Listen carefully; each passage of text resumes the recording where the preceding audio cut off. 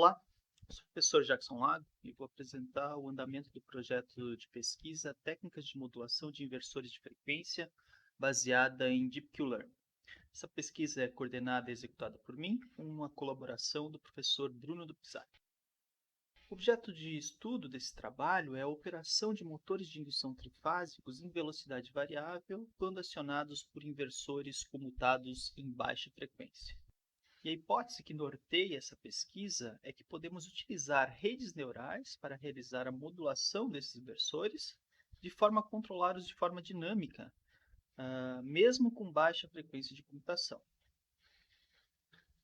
Essa é a estrutura eletrônica de potência em questão e consiste em um retificador passivo que converte a tensão alternada da rede elétrica de entrada em tensão contínua e de um inversor que converte essa tensão contínua em três tensões alternadas de amplitude e frequência controladas. E com isso a gente consegue controlar a velocidade do motor. Muito embora o inversor seja capaz de entregar tensões alternadas ao motor, essas tensões não são senoidais, e sim comutáveis. Cada interruptor opera apenas no corte ou na saturação, e isso limita a tensão de linha a assumir apenas três níveis, ou zero, positivo ou negativo. Do ponto de vista lógico, nós podemos modelar esse inversor como três interruptores bipolares, cada um podendo conectar uma das fases do motor, ou a tensão positiva ou a tensão negativa do barramento CC.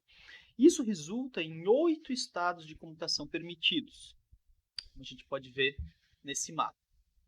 E é a transição desses estados ao longo do tempo que gera as tensões de alimentação do motor.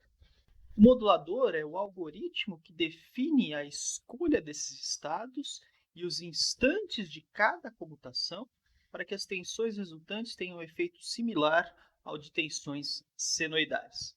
Em acionamentos de baixa potência, comumente emprega-se frequências de computação elevadas, e isso permite gerar tensões de alta qualidade, que resultam em correntes com baixa distorção harmônica, mesmo com moduladores simples, como o PWM senoidal, por exemplo, que é muito utilizado. Já para acionamentos de máquinas de alta potência, é impraticável comutar os interruptores eletrônicos em alta frequência, uma vez que cada comutação dissipa uma quantidade elevada de energia. Isso resulta no aquecimento desses interruptores, e se esse aquecimento não for limitado, vai levar à queima dos mesmos. Nesses casos, comumente se empregam moduladores síncronos otimizados, que buscam calcular os estados e tempos de comutação através da otimização do espectro harmônico das tensões de saída. Embora esse método traga resultados ótimos e seja praticamente a única alternativa viável para alta potência, ele é computacionalmente muito custoso e não pode ser realizado em tempo real. E com isso, a modulação ótima é realizada offline e, consequentemente, não pode se adaptar em tempo de execução para condições de alteração de carga, por exemplo. A hipótese desse trabalho é que podemos obter uma modulação em baixa frequência, dinâmica e viável através de redes neurais. O desafio, então, é treinar essa rede neural para gerar os sinais de comando dos interruptores. A maneira mais simples e convencional de se treinar uma rede neural necessita que tenhamos um grande banco de dados que relacione uma ampla variedade de estados de entrada com valores corretos de saída.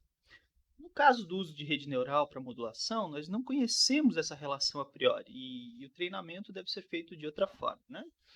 Uma alternativa é o emprego de técnicas de reinforcement learning.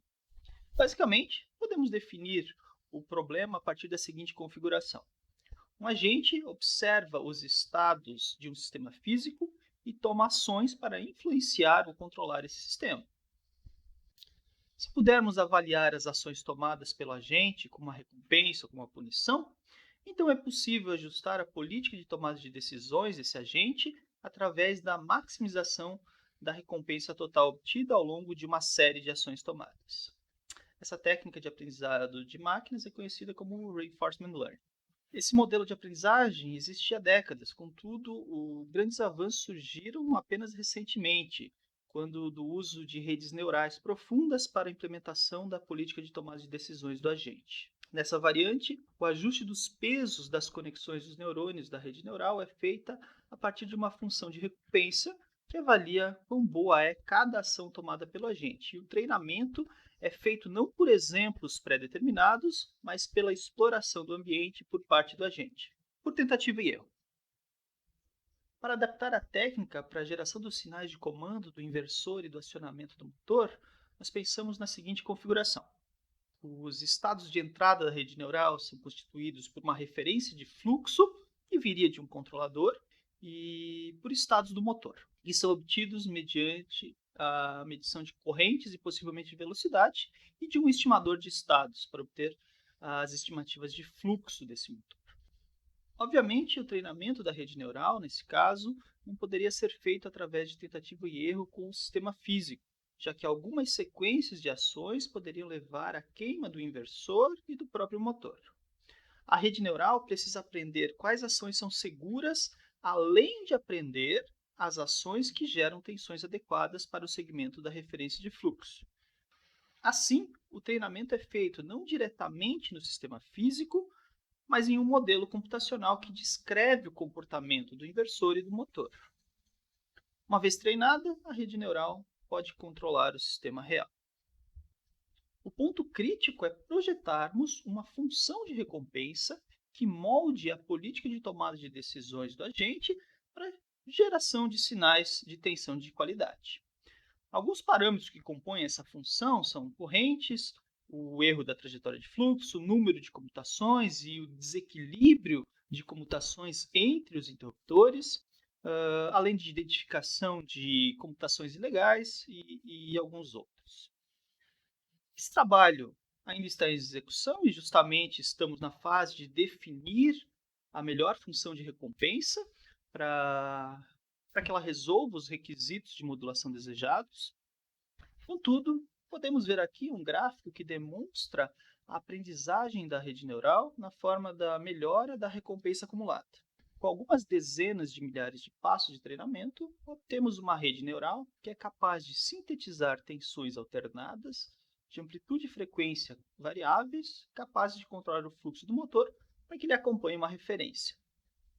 Aqui conseguimos verificar o erro de fluxo, que nunca pode ser anulado por completo, né, já que o inversor entrega tensões comutadas ao motor. Contudo, conseguimos verificar um bom agrupamento, considerando a baixa frequência de computação que está sendo empregada, né, aqui da ordem de 1 kHz. Aqui também conseguimos visualizar uma das tensões de linha sintetizadas pela rede neural. Muito embora o trabalho não esteja concluído e alguns problemas ainda precisam ser solucionados, como, por exemplo, essa assimetria entre o semiciclo positivo e o semiciclo negativo das tensões de linha, esses resultados preliminares mostram que a técnica é promissora e nos dão confiança para seguir nessa linha de pesquisa. Obrigado! E mais informações sobre esse trabalho e sobre outros trabalhos realizados pelo nosso grupo de pesquisa podem ser encontrados em www.gpai.com.br.